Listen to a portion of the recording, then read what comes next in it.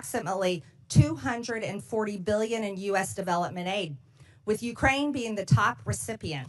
Other top recipients include Ethiopia, Jordan, Israel, and Somalia. So after hundreds of billions of taxpayer dollars have been distributed throughout the world, has the world become safer? No. Has the world become more stable? No. Is the perception of the United States around the globe any better? No.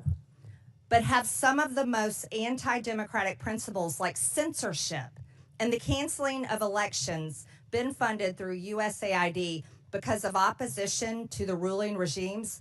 Yes. Has money through USAID been funneled to terrorists? Yes. Foreign aid from USAID to the UN, particularly the UN Relief and Works Agency for Palestinian refugees in the Near East, is directly funding Hamas terrorists. Humanitarian relief intended for the Afghan people was diverted to the Taliban. Money intended to support democracy is being used as a slush fund for liberal propaganda supporting terrorist, gender ideology, diversity, equity, and inclusion, climate activism, censorship, and regime change. Do you think this is what the American people think of when they think of foreign aid? Absolutely not. Taxpayer funds have literally been used to undermine U.S. interests and counter American foreign policy goals under the guise of foreign aid. This is unacceptable, and the American people agree.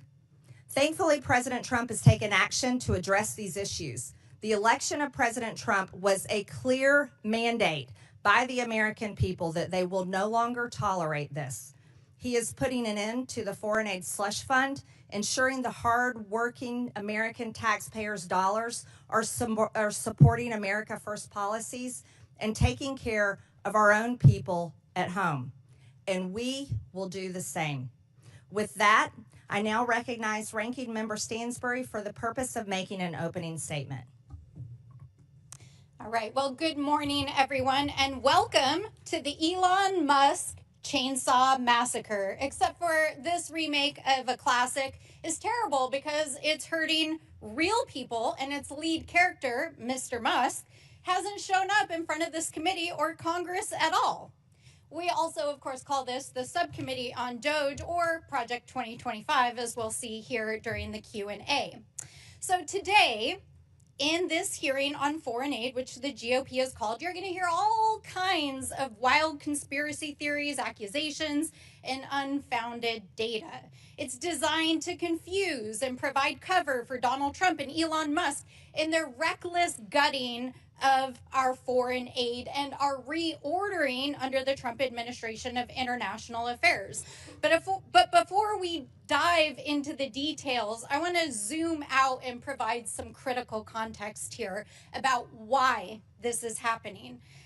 So first of all, let's talk about what happened over the last 2 weeks as the administration took an abrupt about-face in international relations after 64 years of USAID and supporting our allies in Europe, turning its back on long-standing allies and now suddenly embracing and enabling U.S. foreign adversaries. Let's do a little oversight here. Last week, the administration shocked the world as the vice president took to the global stage and addressed European leaders and informed them that the Trump administration believes that the greatest threat to Europe is not the autocratic leader who invaded our Western ally 3 years ago and committed war crimes and atrocities against the Ukrainian people and threatened Western democracy, but instead the VP said it was, quote, a threat from within. He then snubbed our German allies and in an unprecedented move, tacitly endorsed and then met with a far-right candidate from the German parliament who Elon Musk has spent months backing. This is a party that is so extreme that even conservatives in Germany will not form a government with them. Then, over the weekend, Donald Trump went on a wild rant on social media, embracing Vladimir Putin and repeating Russian propaganda, trying to rewrite history and falsely claim that Ukraine started a war against its own people. Then, on Monday, Trump had the United States of America vote with Russia, North Korea, and China as 4 of the only 8 countries in the world voting in the UN against a resolution supporting Ukraine and affirming Ukraine's sovereignty. When you think about what this means in the context of American history, it's truly astonishing. That same day, which was only 2 days ago, the administration announced that they would proceed with firing another 2,000 USAID workers, even as a court ruled that the administration's dismantling of the aid organization is illegal. And interestingly, one of the main opponents of USAID programs is Donald Trump's buddy, Vladimir Putin. Why? Because among the programs that the U.S. was funding before the funding was frozen was aid to Ukraine, including safe houses on the front lines, a free and open press to help keep people informed what was happening in the war, not to mention refugee resettlement in the United States. USAID was also engaged in democracy building in Eastern Europe and the Balkans, especially with the fall of the USSR. Of course, Mr. Putin didn't like that either. And these investments have been totally decimated over the last several weeks. Over the last 5 years, USAID has funded international aid to 212 countries around the world to promote international peace and security, to help maintain stability, and ensure that we are making good on America's promises. These investments are a fraction of the cost of weapons and defense, and the U.S. in the process is able to help promote national security, stop global pandemics, prevent hunger and mass migrations, and make the world and the United States a safer place. So when we hear conservative allies of Donald Trump repeat wild and unfounded claims about international aid, and we see a coordinated attack by conservative media, think tanks like those who are here today, members of Congress, the administration, we have to ask ourselves, what is really going on here, folks? Why the hell are they so hell-bent on dismantling an organization that has been so vital to American interests and Western democracy for so long? Over the last several days, they have fired thousands of federal employees. It really does make you wonder, doesn't it? And by the way, while they've been doing that, China has actually moved in already to places in South Asia that had their funding cut and is beginning to replace American diplomacy and aid in those places. So as we listen to this hearing today and hear from our witnesses, which I look forward to, I hope that we can get to the bottom of what is actually going on here today. And with that, I look forward to hearing the testimony. January 24th, Secretary of State Marco Rubio gave an order that came with a waiver for emergency food assistance, which was broadened even further several days later for life-saving services. Secretary Rubio has stated very clearly, we have a blanket waiver, and anybody who tells you they don't understand it, let me repeat it in very simple words. If it saves lives, if it's emergency life-saving aid, food, medicine, whatever, they have a waiver. I don't know how much clearer we can be. And if we're not applying it, then maybe we're not a very good organization, and maybe they shouldn't be getting any money at all. Additionally, in-kind food assistance purchased from U.S. farmers is continuing. I'm pleased to introduce our witnesses today. Max Primac is a senior research fellow at the Heritage Foundation's Margaret Thatcher Center for Freedom. He has more than 30 years of international work experience, including as acting chief operating officer at USAID and as a USAID contractor. From 2018 to 2019, he was an administration envoy to Iraq, overseeing a $400 million genocide recovery initiative to facilitate returns of Christians and other persecuted religious minorities. Greg Roman is the executive director of Middle East Forum. He is a frequent commentator about Middle East affairs on both national and international news channels and studied national security and political communications at American University and Interdisciplinary Center in Herzliya. Tyler O'Neill is senior editor at the Daily Signal and author of The Woktopus, The Dark Money Cabal Manipulating the Federal Government. He is a writer and commentator on federal policy and has appeared on both local and national news outlets. Finally, Noam Unger is the Director of Sustainable Development and Resilience Initiative at the Center for Strategic International Studies and a senior fellow with the Project on Prosperity and Development.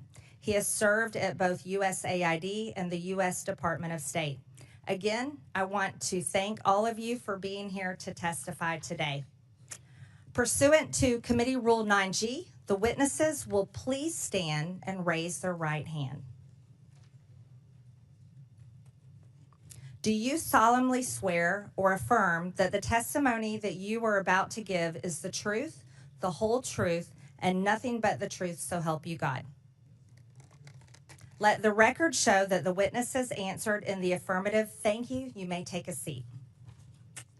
We appreciate you being here today and look forward to your testimony.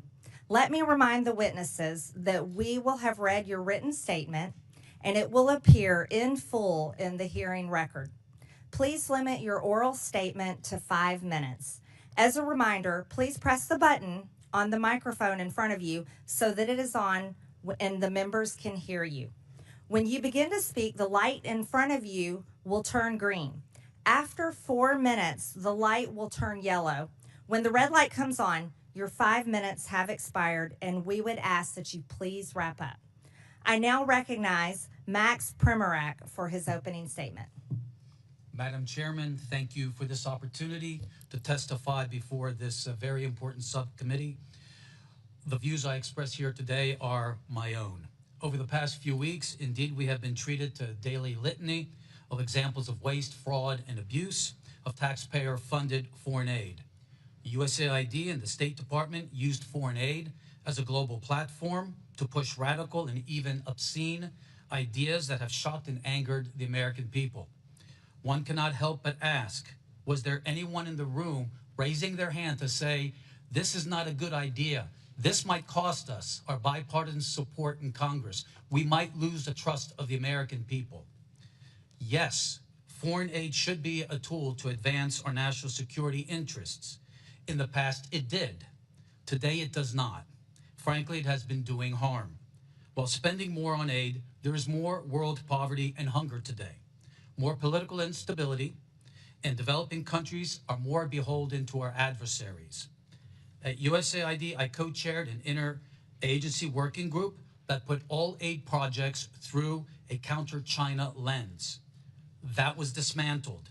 Instead, the Biden administration wasted billions of dollars on a global green agenda that forced poor countries to rely on China for their energy needs.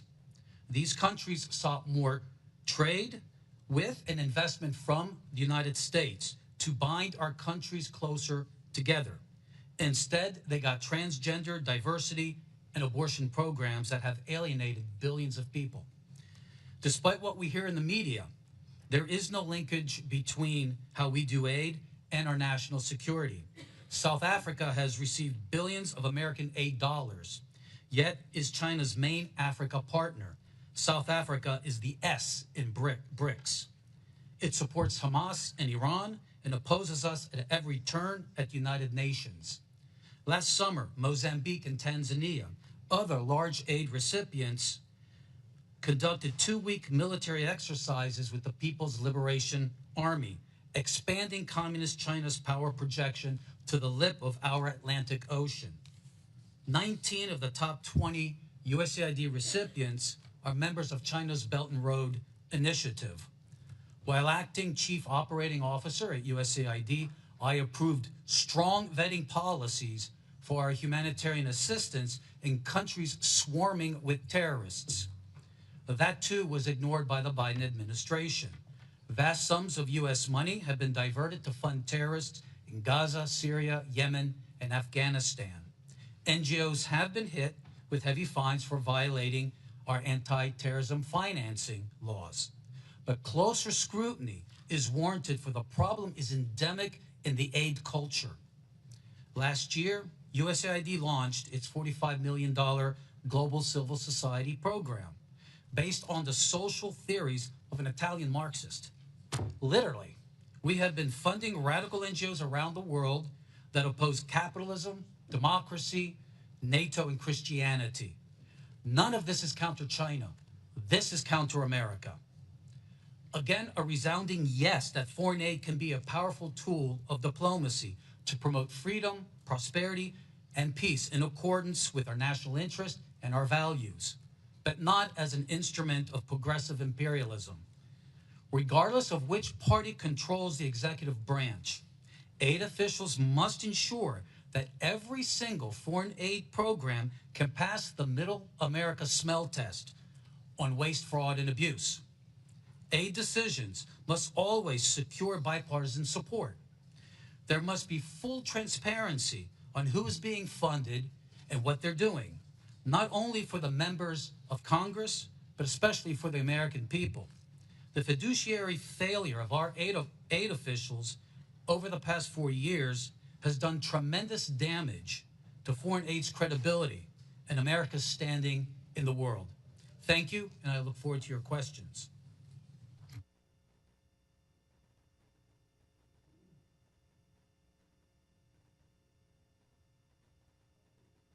Thank you. I now recognize Greg Roman for his opening statement. Madam Chairman, ranking member, and distinguished members of this committee, thank you for the opportunity to speak today. My name is Greg Roman, Director of the Middle East Forum, and I'm here because there's a fox loose in the henhouse of our foreign aid system, a system intended to uplift lives abroad that instead has funneled millions of taxpayer dollars to radical and terrorist-linked organizations. If we don't fix these fences now, we risk fueling violence against our allies, our troops, and potentially ourselves. Let me be clear. This is a problem that began under the Obama administration and was exacerbated under the Biden administration. It's a problem that has been brewing across both of these 12 years of governance by a bureaucracy so insulated it can't always tell teachers from terrorists. The result is moral confusion among grant officers who unwittingly, and in some cases, may intentionally, bankroll extremist causes. At the Middle East Forum for the last 12 years, we've engaged in oversight over all public spending relating to foreign aid, specifically those relating to Middle East and Islamist causes. And we have identified over $122 million, which has ended up supporting radical organizations or even directly bankrolling organizations which are considered to be terrorists by the U.S. government.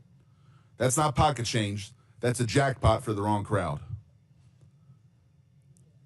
In terms of our specific findings, World Vision. Over the past 2 decades, this major evangelical NGO has received nearly $2 billion from USAID. But in 2014, World Vision facilitated a $125,000 grant to the Islamic Relief Agency, an entity linked to Al-Qaeda. Even after a whistleblower raised red flags, USAID rammed through the funding, pressured by World Vision, Sudanese warlords, and even U.S. officials who lobbied to delist the terror organization. Helping Hand Relief and Development. In 2023, only 2 years ago, it received a $78,000 grant from USAID, despite openly working with the terrorists who orchestrated the 2008 Mumbai massacre in India. Worse, the offer and grant came after the USAID Inspector General launched an investigation into a prior grant to the same group. The Jamal Trust Bank in Lebanon. USAID dollars helped pad the pockets of this financial institution, later designated by the U.S. Treasury Department as a terror sponsor for sponsoring Hezbollah. This was no mere oversight. It points to a broken system that handed cash to a future terror financing entity. Some graphical evidence. Behind me, you'll see the Bayadar and Unlimited Friends Association, 2 groups in Gaza. Members of the Gazan charity Bayadar cozy up to senior members of the Hamas Politburo, like Abdul Salam Haniyeh, the son of slaughtered Hamas leader Ismail Haniyeh, credited as one of the planners of the October 7th attacks on Israel, which killed Israelis and American citizens. Meanwhile, UFA officials have called for their lands to be cleansed from the so-called, quote, impurity of the Jews. You'll see behind me 4 images which don't just show members of Bayadar and UFA associating with members of Hamas, but also USAID officials, employees of the U.S. government, receiving awards because of their cooperation with these two Hamas-linked entities. You even have a Facebook post from a few years ago, which is the USAID office in Jerusalem celebrating their relationship with a Hamas entity. I can't find anything more disgusting. And as the ranking member said, we're looking for evidence. This is not a conspiracy. This is a U.S. government communication. Lastly, masking the money trail. Billions of dollars in USAID grants are lumped under miscellaneous foreign awardees, making it impossible for Congress, the media, or the public to track who's really getting the funds. According to public testimony in another hearing in this Congress, a portion of this money has ended up in the hands of al-Qaeda affiliates in Syria. How does this happen? The oversight conducted by USAID is as weak as a house of cards in a windstorm, like handing out cash in a dark alley and hoping it doesn't buy trouble. USAID's vetting system is archaic, relying heavily on self-reported data with no real-time checks or teeth. Primary grantees are entrusted to vet their own subcontractors, even when those grantees themselves might sympathize with radical causes. In places like Gaza or Sudan, groups with blatant extremist affiliations slip through because the so-called gatekeepers have no incentive or even an ideological desire to shut them out. This isn't a glitch. It's a feature of a broken system. And here's the kicker. It's a problem caused by bureaucrats now threatening American interests at home and abroad. It's not just about fraud, waste, and abuse. This is a threat to American national security and potentially criminal, and this committee should take action to ensure that the Department of Justice acts on it and does everything in Congress's power to not just investigate, but refer criminal actions to the proper authorities. Thank you. Thank you, Mr. Roman. I now recognize Tyler O'Neill for his opening statement. Chairwoman Greene, members of the subcommittee, the last few weeks have featured revelation after revelation of how our tax dollars have been spent propping up radical left-wing causes across the world. Yet what struck me about the abuse of foreign aid has been the connections with leftist activists here at home. As a senior editor at the Daily Signal, I researched the left's dark money network, which propped up the influence campaign I expose in my book, The Woktopus. I found that leftist elites prop up NGOs that staffed and advised the Biden administration, pushing unpopular policies on the American people through the bureaucracy. In my remarks, I will present 3 examples of how the left's dark money network intersects with just one agency focused on foreign aid, the U.S. Agency for International Development. The views I will express in this testimony are my own. The left's dark money network features George Soros and his Open Society Foundations, the Tides Foundation, and the network of nonprofits established by Arabella Advisors. Right here. These groups, which you can see on this chart, funnel cash to DEI, transgender, and climate alarmist causes, divisive issues that the Biden administration prioritized over addressing the concrete needs of the American people. The left's dark money network has deep ties to USAID, which has rightly received renewed scrutiny under Doge and after Elon Musk shined a light on it. While the Open Society Foundations has stated that it does not receive funds from USAID or direct USAID's spending, the Soros-founded nonprofit has a long history with USAID. In 2001, the Soros Foundations Network, which became Open Society, listed USAID among its donor partners. Open Society and USAID have jointly funded the Organized Crime and Corruption Reporting Project, a news outlet that attacked conservatives for, you guessed it, criticizing Soros. Open Society and USAID also jointly fund the East-West Management Institute. Among other things, the institute launched court changes in Albania that critics allege resulted in the prosecution of Albanian opposition leader Sali Berisha, silencing the opponent of the country's socialist prime minister. Open Society has hired at least 5 former USAID staff including at least one high-level official who worked at USAID providing services amid political transitions in foreign countries. Former USAID Administrator Samantha Power met at least twice with Open Society leaders. USAID has directly funded a different organization in the left's dark money network, the Tide Center. The agency has awarded more than $27 million in grants to the center. You'll find the Tides Foundation right here.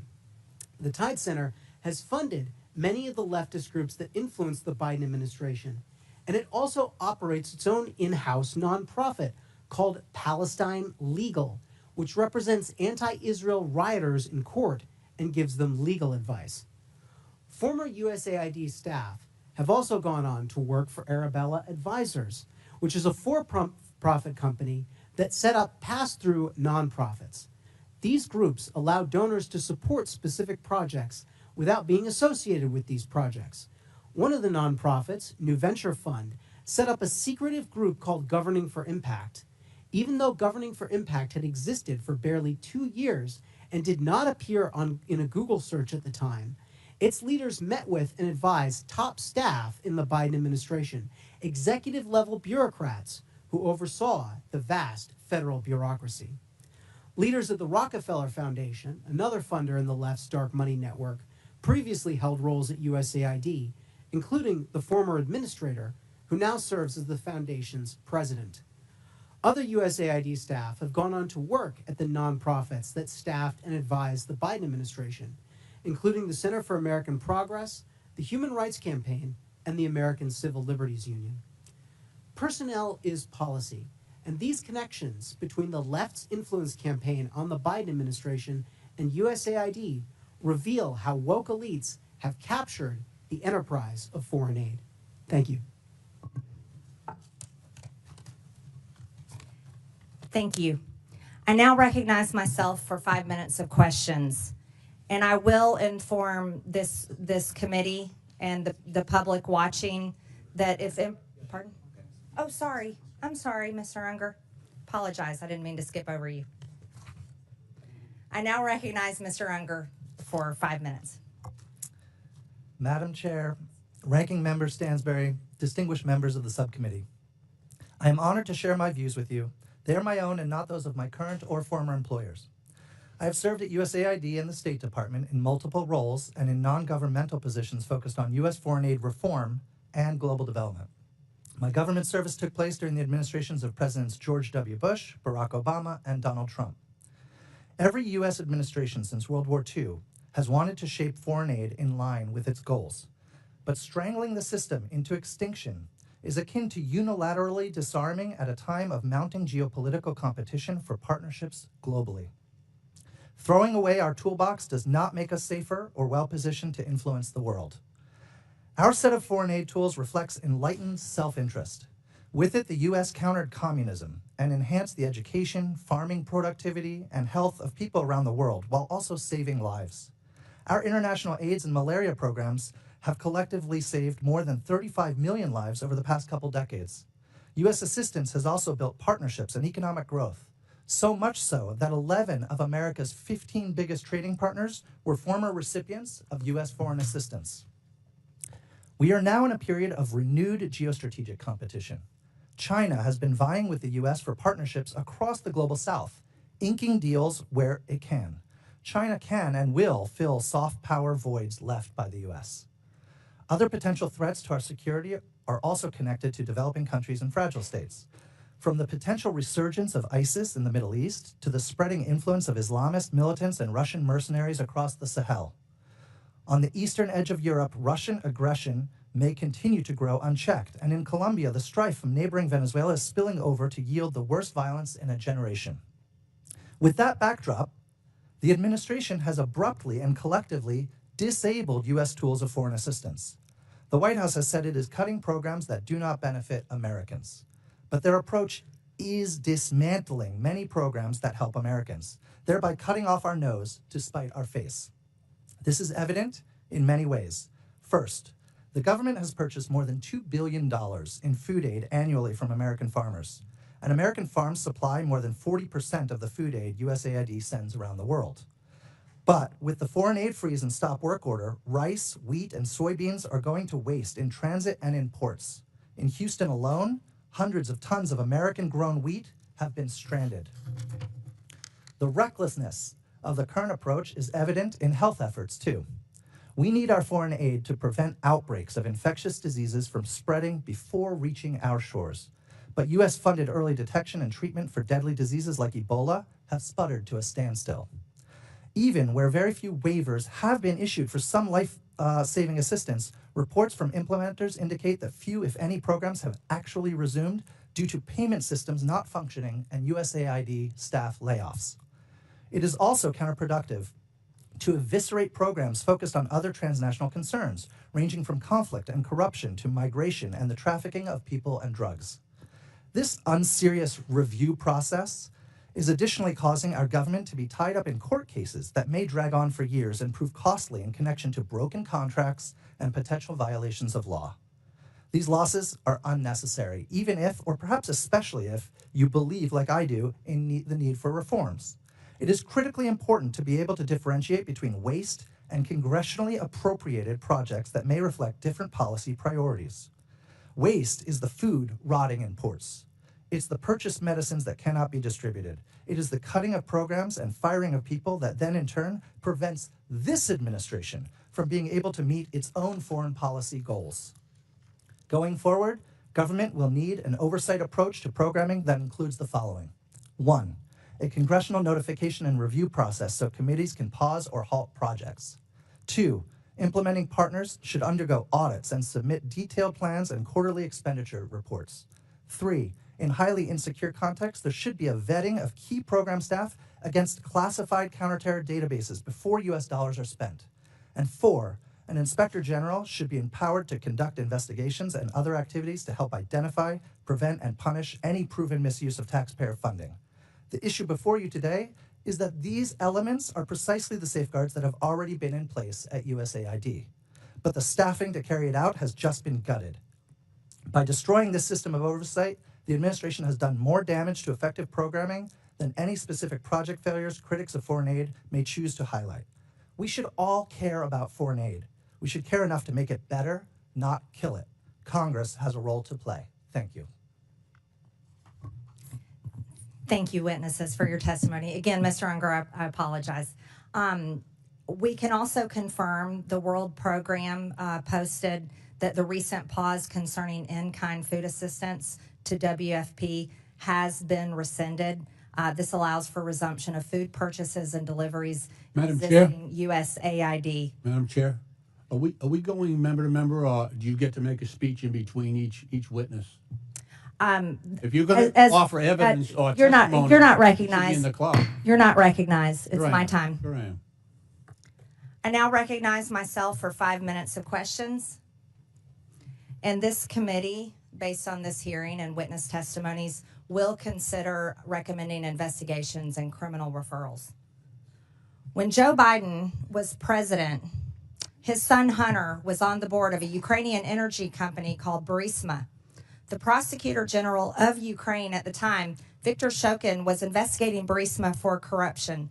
Biden threatened, and is on video, to withhold $1 billion of USAID grant to Ukraine if Shokin wasn't fired. Mr. Primac, is USAID supposed to be used as leverage by a president to protect his son? No, we call that corruption. Mr. Primac, in your estimation, roughly what percentage of USAID funding is doled out to bad actors or to efforts that don't have the best interests of Americans in mind? I think what troubles me most is learning, I believe last year, following the hard work of the House Foreign Affairs Committee and Senator Joni Ernst, that USAID has been paying out over 50% to overhead charges. The Office of Inspector General of USAID criticized the agency for not knowing the overhead charges being handed out to all of these actors for $142 billion of disbursements. That is extremely troubling. Yes. Mr. Primac, Samantha Power Biden's USAID administrator openly spoke about her agency's efforts to promote democracy around the world. In your estimation, Mr. Primac, is that what she was doing? If not, what was USAID doing during the Biden administration? Let me cite the Holy Father, Pope Francis, who accused USAID and other donors of promoting ideological colonization, pushing a radical ideology onto the developing world that is anti-family and anti-life. It has been asserted that USAID spent tens of millions of American taxpayer dollars to promote propaganda in Brazil in the lead up to the Bolsonaro-Lula election in 2022. It has been claimed that this funding was used to pass censorship laws and silence Bolsonaro's online presence, and even bar him from running for office in the future. Mr. Primac, can you offer any insight into these allegations, or at least comment on whether the U.S. should play a role in toppling democratic processes around the world? I think what we saw was USAID weaponized by the Biden administration and by Samantha Power to attack any party that was conservative. It just didn't happen in Brazil. It also happened, for instance, in very pro-America, Poland and Hungary as well. One of the most extensive examples of regime change operations fueled by USAID is that of their role in the Syrian civil war aimed at toppling Bashar al-Assad. Reports from DD Geopolitics and other sources estimate that USAID funneled over $15 billion into Syria over a decade, covertly funding opposition groups, mercenaries, and anti-government networks under the cover of humanitarian aid. This included support for militant factions and propaganda efforts, often in collaboration with the National Endowment for Democracy.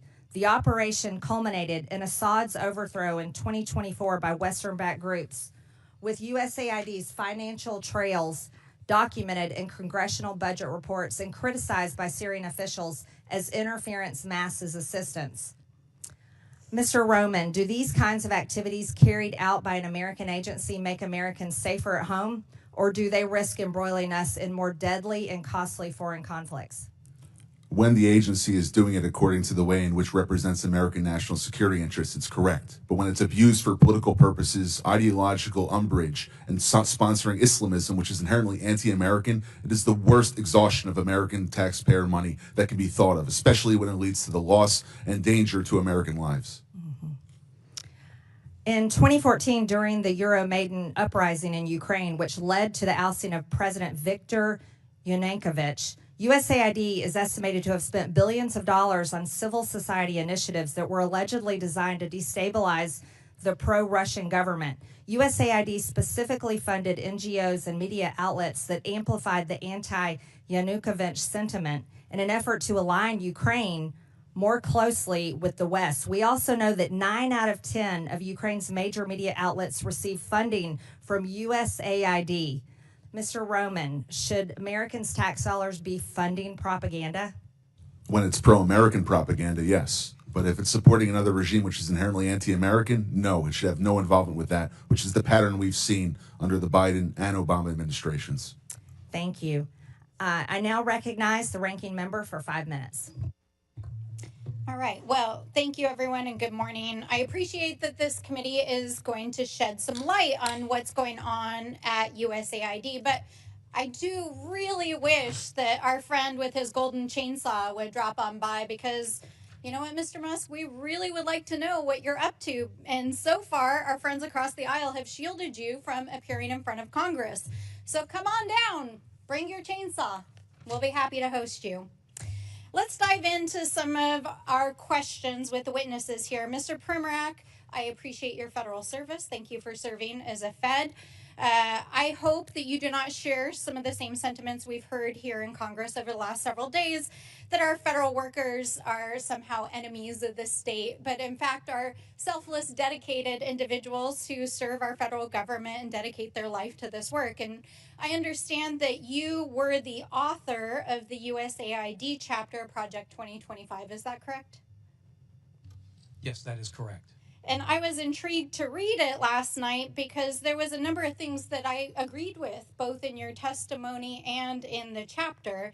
In fact, some of the things that I agreed about are that U.S. foreign aid is a powerful tool, that it should align with national security interests, that we should not be empowering foreign adversaries. And I, too, am also deeply concerned about autocratic regimes like our adversaries in China, who are aggressively investing in soft power at the expense of the United States.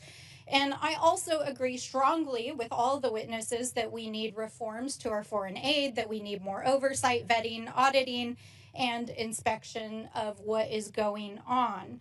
However, and I recognize that, Mr. Primac, you didn't really touch on this in your oral testimony here today. I was surprised that in Project 2025 and some of your other statements, that one of the primary areas that you really have disagreed with the foreign aid that has happened under other administrations is in the areas specifically of climate change, LGBTQ rights issues, and promoting diversity and DEI. Is that correct? Yes. Yes.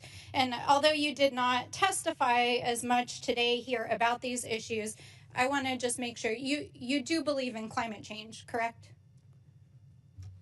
Climate change, sure. Yes. Climate changes all the time. I'm a big reader of history. Yes. You can see throughout the millennia. Absolutely. And you understand that right now our allies in the Pacific, who are on the front lines in pushing back against Chinese authoritarianism, are requesting climate assistance from the United States because they are facing some of the most extreme impacts of climate change, correct? According to USAID Just document, a yes or no, sir. You there's been a understand drop that of about our 99% Pacific allies, right? of people killed by climate change. 99% drop. Sir, the So it's not question is, radicalism, do it's good you infrastructure. understand that our Pacific allies, who we have defense agreements and compacts with, are asking the United States for climate assistance as for the exchange to provide a place for the United States, for example, to push back against Chinese authoritarianism? You understand that, correct? Yes, under Trump, Yes. we were Okay, helping so those that is islands. why we are involved in providing financial assistance and foreign aid around climate change, in addition to the fact that it is a global threat. Now, I understand that you also, and I'm not even going to use the language here because I very much disagree with it, but I just want to ask, you agree that LGBTQ people exist and have human rights, right? Absolutely, we were doing that under Trump 1. And you also agree that our governments and our institutions should look like and reflect the people that they represent, especially overseas? It's part of being able to actually engage with foreign governments, correct? If we want to do counter China, there's nothing more that has I'm alienated asking billions you a of very people than pushing straightforward an question. ideology that they resent. Okay. Well, I see that you're not interested in engaging in the conversation. And while we can agree to disagree, I'll take this as a difference in values, maybe worldview. But I just want to point out here that this perfectly aligns with what the Trump administration is doing in trying to gut programs around diversity, equity, inclusion, supporting LGBTQ rights and human rights overseas, and climate change, and helping our allies overseas. And this is not waste, fraud, and abuse. This is a different worldview. You can't just call something waste, fraud, and abuse because you disagree with it. Now, Mr. O'Neill, it's nice to see you here again. Oh, I am out of time, and I will circle back. Thank you. I now recognize the gentleman from Texas, Mr. Cloud, for 5 minutes. Thank you, Chairwoman, and I appreciate you holding this hearing. I appreciate you witnesses for being here. It's been astonishing to watch. We already knew that there was a tremendous amount of waste, fraud, and abuse in our federal government, but to watch over the last few weeks as the extent and egregiousness of it has been revealed. I've said a number of times how aggravating it is that this government is forcing the American people to pay for the demise of their own country. We've seen this a number of times, especially in how foreign aid is treated. And much of this funding, we're realizing now, as Mr. O'Neill has pointed out, we're uncovering is the world's largest money laundering scheme in history. And so I would like to think that if these kind of things were put to a vote, that our friends on the left wouldn't vote to support a pickle maker in the Ukraine, or to have transgender operas in other countries, or to send people to Paris Fashion Week and the like. I would like to think if that was a vote, that would also get a no vote on the other side of the aisle, that this is stuff that is not necessarily, the taxpayer dollars shouldn't be funding. But you got to wonder about the vitriol you see when these things come in cover to protect these things. Now, definitely the border trafficking institution that was set up, the complete industry, the censorship apparatus, those are examples where we really saw that these taxpayer dollar funds were going to these NGOs that were purely leftist organizations that were turning out voters and getting all this, basically being a campaign front at taxpayer expense. And so you got to wonder how this is happening, because this is not in the legislation. There's no line item in a legislation that has these sort of things in it. So, Mr. Primac, I'd like to ask you, where are these decisions being made? Who's making the decisions about where these dollars go? This is a combination of cooperation between the Congress and the White House. I can tell you that during my tenure at USAID, everything that we did had strong bipartisan support. Unfortunately, when President Biden came in... But it's someone in an agency somewhere, is that right, making the decision? How's that decision made? Who's making that decision? Like, that is before the check goes out, who's pushing the button that says, send this check? It starts with the administrator, goes down to the bureau level and the office level. But in the end, contract officers have to make sure at the Office of Acquisition Procurement that these are following U.S. laws and the policies of the president. Contract officers. Now, are these people elected? We hear a lot about elected officials making these, certain decisions. There's no one at USAID that is elected. So, yeah, so the people sending money are not elected officials. Okay, just wanted to clarify that. One of the issues we've had is trying to track this dollars once it goes out, to bring accountability to it. And there is no connection that we've been able to find to an employee ID number, for example, connected to where the grant money is going out or the contract money is going out. We're working on legislation to fix that. But one of the things that's really disturbing is the fact that some of the money that's going out doesn't even have a name of where it's going out. You talked about that, Mr. Roman. Could you speak to that for a second? It's to the tune of billions of dollars. Correct. Miscellaneous foreign awardees.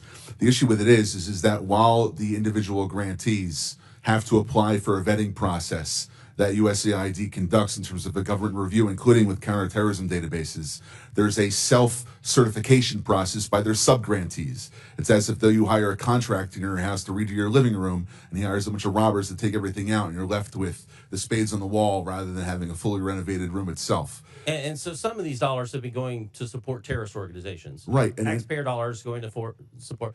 Now, what would happen if we found a business that was funneling money to the Taliban? They would be indicted. They would be charged, go before trial, and go to jail for a 20-year sentence for money laundering or for material support for terrorism. So this is one of those cases where it's only legal if the government's doing it? Right. In the opening chairman's remarks, she was saying that this is about fraud, waste, and abuse, and if it was anyone else, it's as if though a private citizen can't do this, but if a U.S. government agency or bureaucrat wants to give money to a terror organization, it's okay. Yeah, I find that atrocious. I think the American people do too. Mr. Primac, I want to touch on one thing, because I've talked to ambassadors across the world, and you hear this. We'd like to align ourselves with the United States. We don't want to align ourselves with China, but when we're talking to China, they're talking roads, bridges, infrastructure, those kind of things. Things we traditionally know as soft power.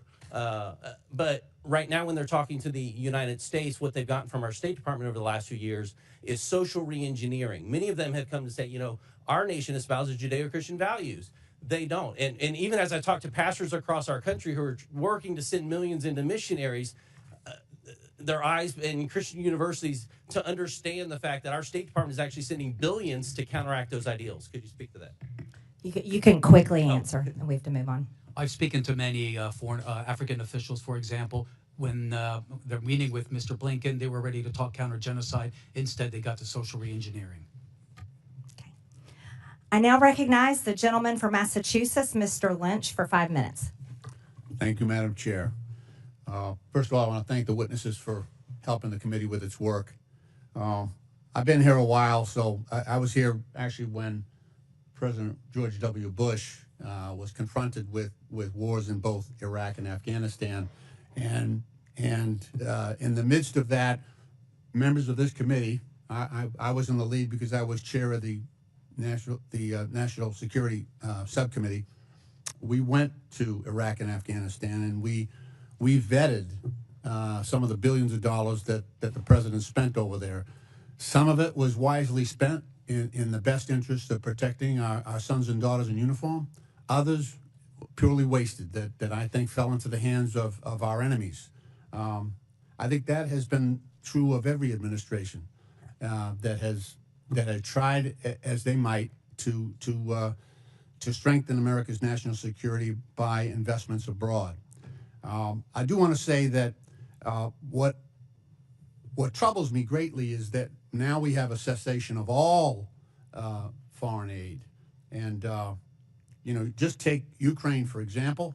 I know it's been $174 billion in aid from the U.S. to Ukraine. It's important to note that $174 billion, most of it was spent here in the United States, and paying defense workers and defense contractors and putting Americans to work.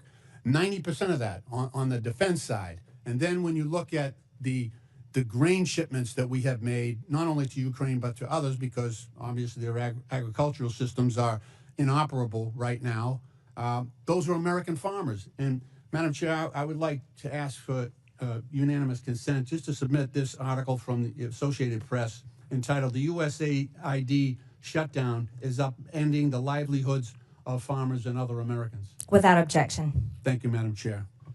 So, and what also troubles me is that now we have a president saying that Ukraine started the war. And Mr. Ullman, you're a really smart guy. You're up on this stuff. You pay attention. Do you seriously believe that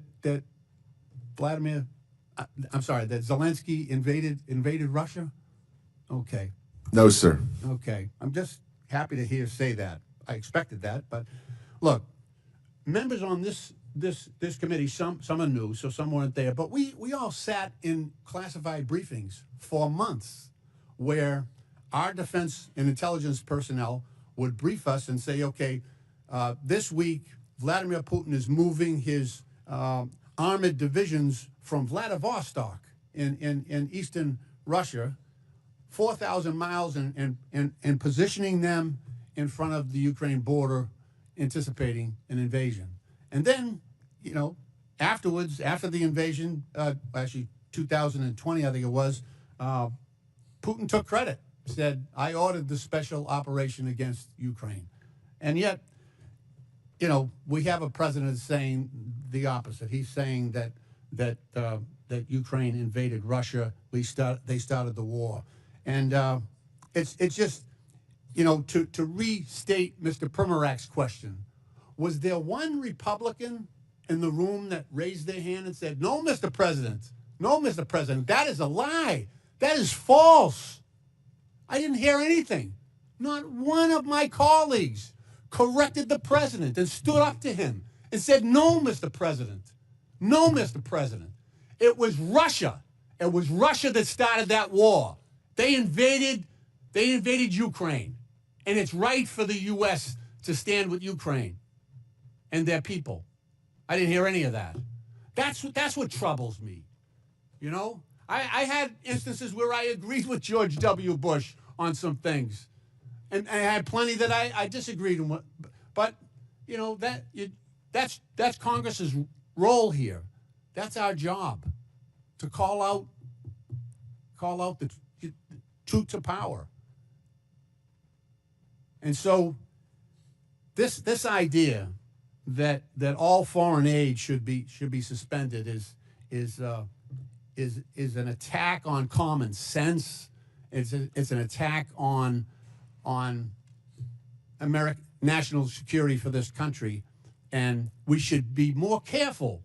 I agree. Let's look at the areas where we're spending foreign aid in an area and in a way that is good for U.S. national security, and let's get rid of the stuff. Some of it you've already pointed out that it is not in our central interest. That's a good process that I would like to engage in. Thank you, Madam Chair. I yield back. I now recognize the gentleman from South Carolina, Mr. Timmons, for 5 minutes. Thank you, Madam Chair. my colleagues across the aisle are quick to judge the actions of this president in the early days of his administration.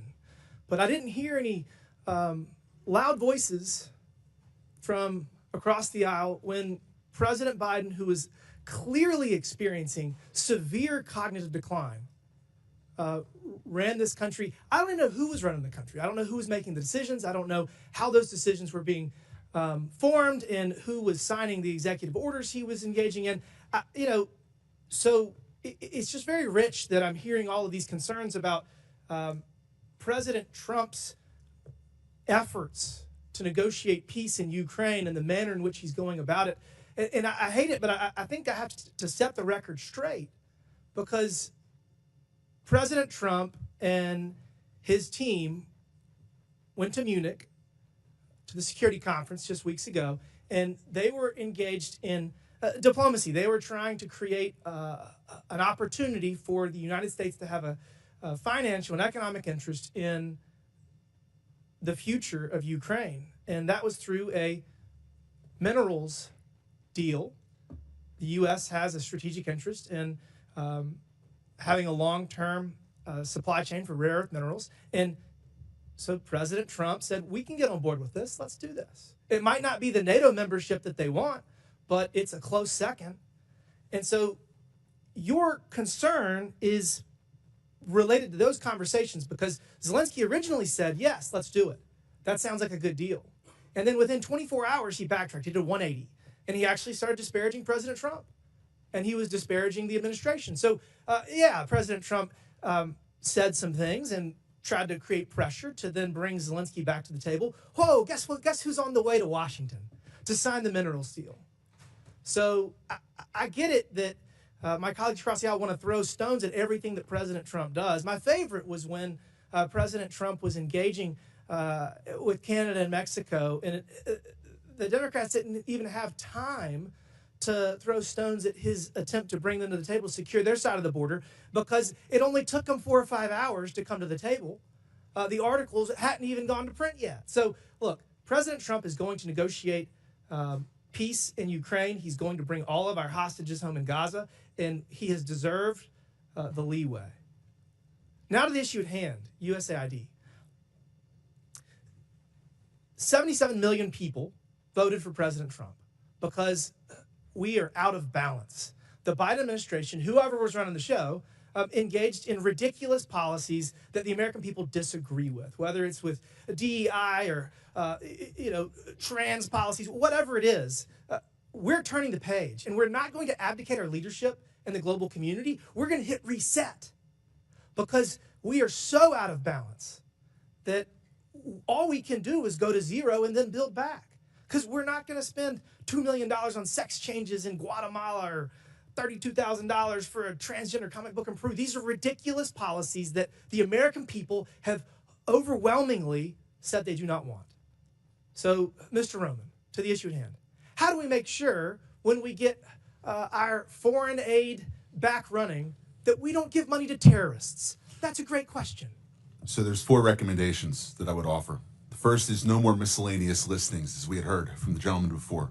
We have to use public vetting processes that require complete transparency, encourage independent audits, and mandate strict screening. Why did we not have transparency before? I have, for the last 18 months, been trying to get information about a grant made to what we believe is a Hamas affiliate, and the Freedom of Information Act Department, or the Freedom of Information Officer at USAID, has stonewalled me for the last year and a half. And this goes back all the way to 2015. It's as if bureaucrats think they know better. Bureaucrats think they know better. Guess what? We're going to create transparency across all of government.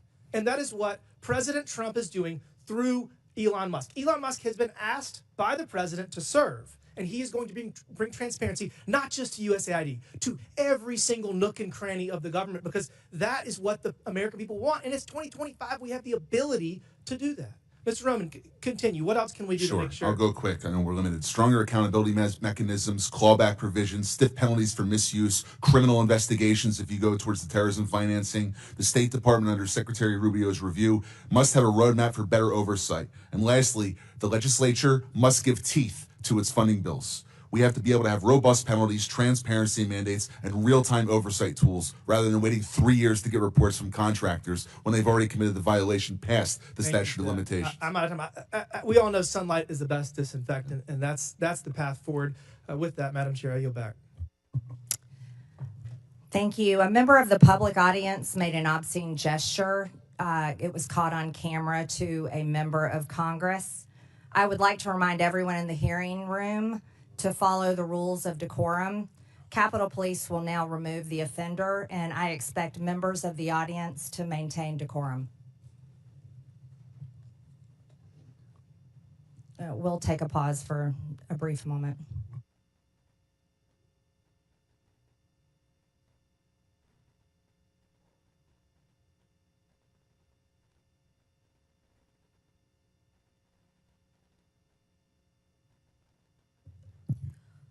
Point of order or a point of clarification, Madam Chair. Okay. Well, never mind.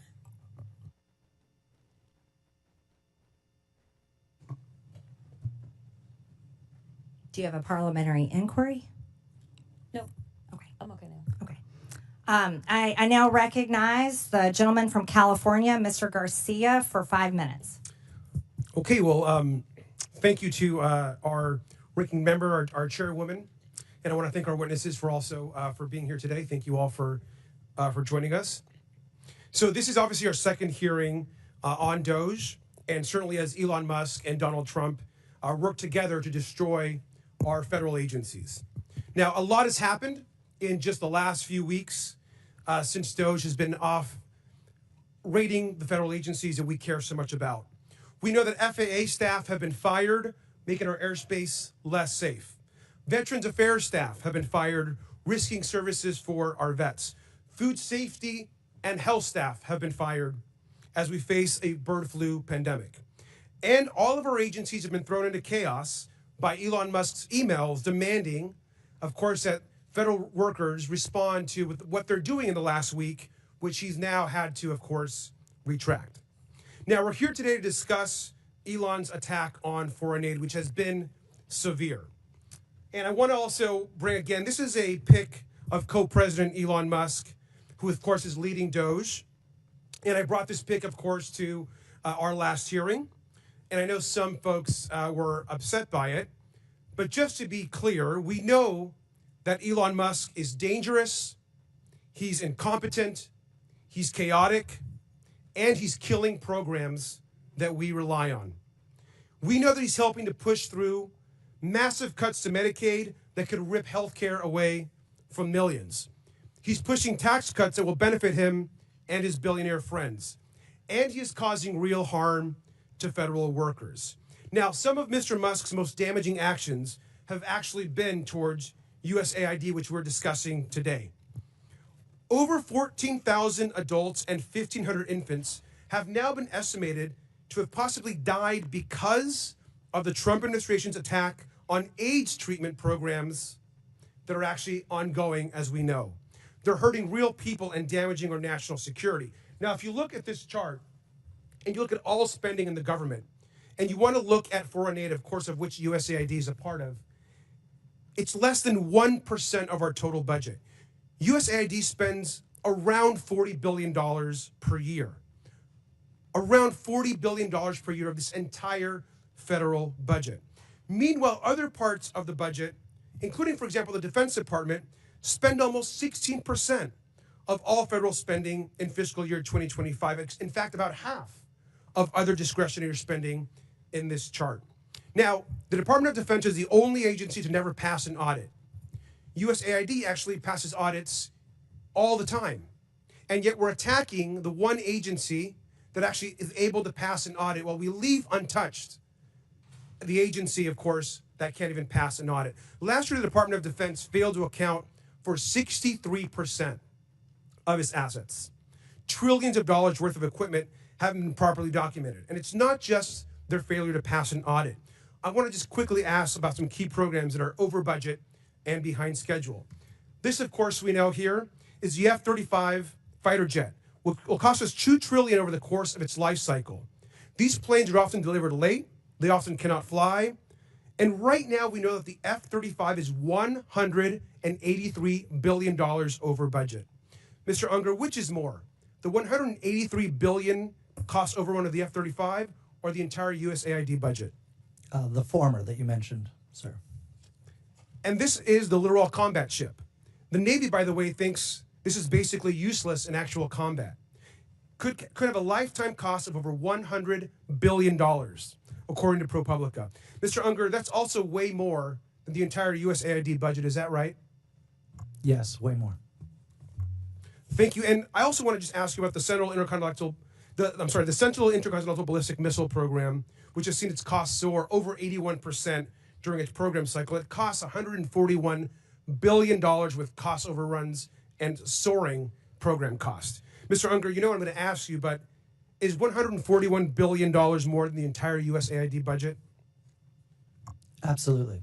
Mr. Unger, Elon Musk and his companies have received about almost $40 billion in government contracts, loans, subsidies, and tax credits. That amount, that roughly $40 billion, is basically enough to run USAID for an entire year. Is that correct, Mr. Unger? That is correct for USAID's budget and the programs that it manages. The majority isn't talking about Elon Musk programs or asking them here to testify. They're attacking USAID and are supporting a billionaire who gets richer every single day. We got to push back every single time. And with that, I yield back.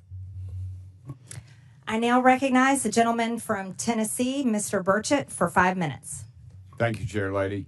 Mr. Roman, are you aware that we are sending $40 million a week to the Taliban? Yes, sir. Can you name other instances of foreign aid going to terrorist organizations? We have assisted al-Shabaab in Somalia. There's been instances of the Khamsi network in Sudan, Hamas, Islamic Jihad, Hezbollah, Kataib al-Hezbollah, Hayat Tahrir al-Shams in Syria. Dozens of terror organizations have received indirect assistance from U.S. foreign aid.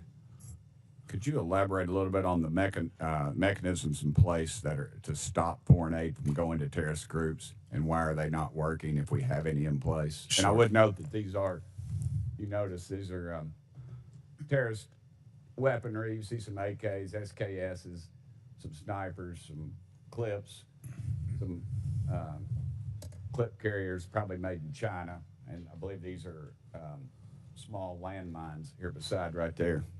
Let's use Gaza as our case study. $2.1 billion in American taxpayers' money to Gaza since October 7th when Hamas invaded southern Israel. USAID money was going in terms of an emergency use authorization to try to go to parties that USAID formerly had a relationship with in the Gaza Strip.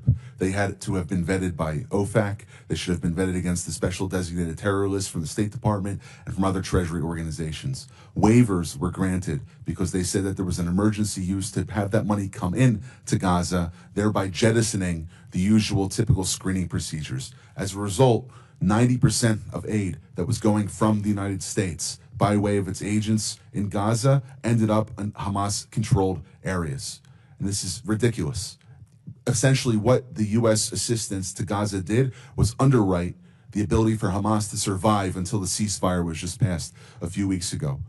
There was no strategic thought for it, and there was no screening. Seems like the emergency might have been armed terrorists to kill civilians. Would that be accurate? That's accurate, and even more than that, Samantha Powers, the administrator for USAID, was intent on having Israel not be able to defend itself. To not be able to defend it. Correct. Mr. Primac, is that correct? How do you say that? Primac? I got Burchett, man. Nobody gets mine right, so don't worry about it. What is it, Primac? Perfect. All right, thanks, brother. How did terrorists exploit our foreign aid loopholes? Well, we have a lot of our international. Can you pull your mic up? I'm sorry. Can you hear me? Yes, sir. You have international NGOs and UN agencies actively lobby here in Washington, D.C. against vetting policies that would prevent it. I was the senior vetting officer at USAID, and what we did. Did you say United Nations is doing this? The UN? Sure, everybody who's getting money lobbies here. that they're lobbying against us. I'm sorry, Mr. Roman, you're... There's actually No. someone who used to work for one of those lobbies, the largest NGO lobby, Interaction. One of our co-witnesses here worked for them from 2018 to 2023. USAID effectively self-funds its own external private lobby that then goes back to Congress and asks for more money for USAID. So the taxpayers fund this lobbyist who's working against American interests. Correct. Possibly killing our allies and possibly Americans. They bring together groups in Washington that overseas work with groups that kill Americans. Yeah, I don't need a flow chart to show that. I appreciate it. Do you think USAID programs have been aligned with the national security interests of the U.S.? No, they have not. They have actually helped China. Mr. Roman? No. Okay. How do these programs compromise our national security, Mr. Primac? They actually push China. They actually push much of the world towards China on the green energy agenda. They push people, ordinary people, billions of people towards China because of the resentment caused by our social re-engineering. Are we being lobbied by these pro-communist China groups currently? But a lot of these countries don't even have to lobby because they get the money anyway, like South Africa. Yeah, and in fact, these lobbyists have come to the House and have tried to kill legislation like H.R. 160, which was meant to increase transparency in USAID's funding of overseas organizations. Is that a current piece of legislation? That's from the last session. And give me that number again. H.R. 160. And what does it do? It was meant to give U.S. lawmakers the ability to have higher transparency in terror financing investigations aimed at scrutinizing extremist groups. Mr. Primac? We had a regulation before we left in the last administration that anybody who touches money in countries where there's terrorists, those names have to go through databases, terrorist databases. That was overturned by Biden. Overturned by Biden. Chair Lady, I am currently 5 seconds, but I wanted to mention something. There's a lot of rhetoric used on this committee, and I would urge my friends on both sides of the aisle, let's stick to the actual information. This rhetoric is, I've received death threats, and I know the Chair Lady has, and it needs to stop. We need to tone it down. Thank you, Chair Lady, and thank you. Thank you, Mr. Burchett. Madam Chairwoman, I'd like to ask for unanimous consent to enter a few items into the record relating to the waivers that have been provided by the Secretary. And because Mr. Burchett just went now, there is some reporting, and perhaps he's in the room if he'd like to respond, Madam Chair.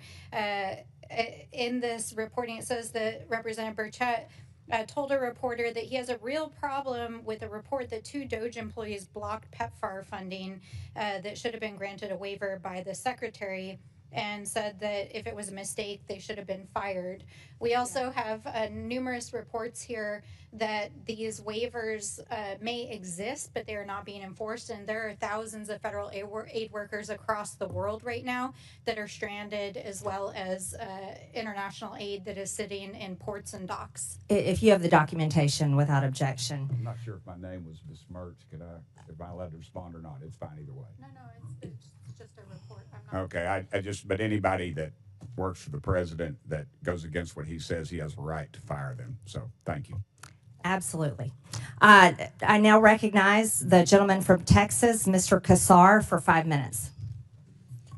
I'm going to do something that I've never done in a congressional hearing before, and that is plead for help from the American people, plead for help from my Republican colleagues on something that we actually all agree on, because lives are at stake right now.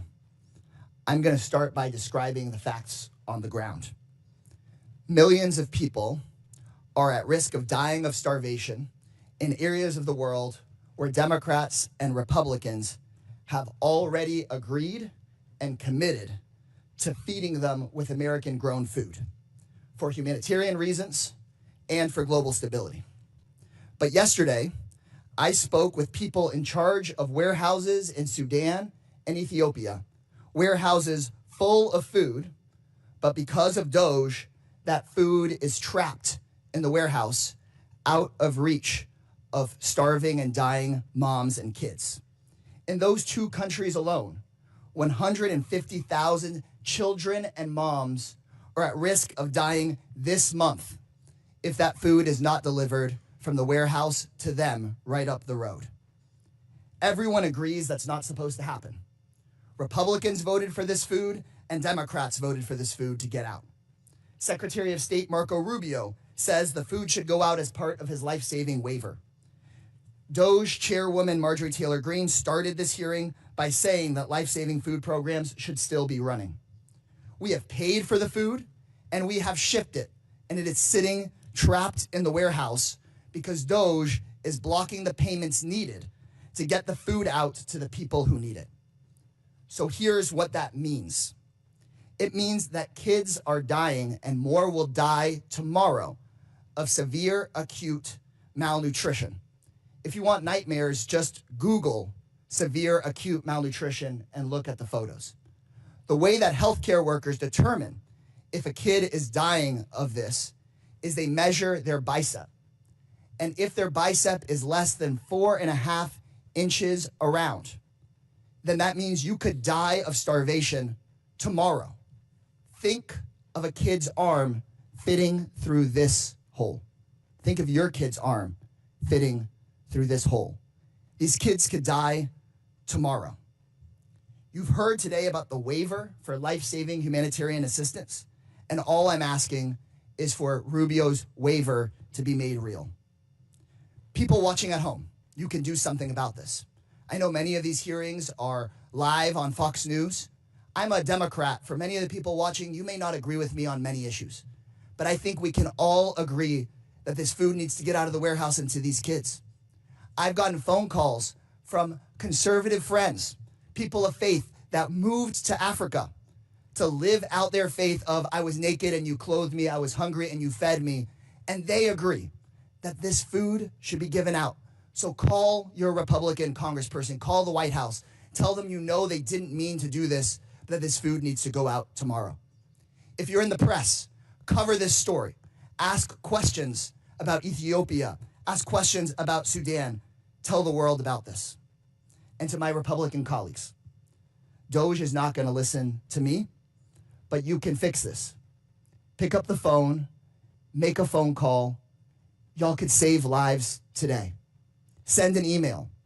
Please put politics aside, get the food out of the warehouse, save these kids' lives. You can save these kids' lives. With that, I yield back. The gentleman yields without objection, and I'm entering for the record a post from the World Food Program that states we can confirm that the recent pause concerning in-kind food assistance to WFP purchased from U.S. farmers with Title II funds has been rescinded. This allows for the resumption of food purchases and deliveries under existing USAID agreements.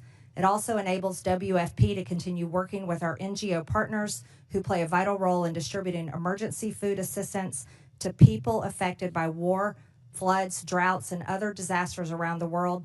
WFP continues to work closely with the U.S. counterparts and all our donors to ensure consistent, uninterrupted emergency food assistance to hunger hotspots that span Sudan, South Sudan, Gaza, Haiti, and other crisis areas. I now recognize the gentleman, where's my list? Now recognize the gentleman from Missouri, Mr. Burleson, for 5 minutes. Thank you, Madam Chairwoman, and good morning to our witnesses. I want to talk a little bit about the difference between real charity and fake charity or phony charity. Real charity is an individual seeing a need, feeling the love in their heart, the compassion for their fellow man, digging money out of their own pocket and giving it to the people in need. Government charity, fake charity, is taking from somebody else and giving it to whoever you think that you want to give it to. Let's call this USAID program for what it actually is. It is a disgraceful betrayal of the American taxpayer. It's all under the guise of being charity, but for years, the Democrats have turned USAID into their personal slush fund, funneling billions of our hard-earned tax dollars into a cesspool of left-wing propaganda, all masquerading under the guise of charitable aid. And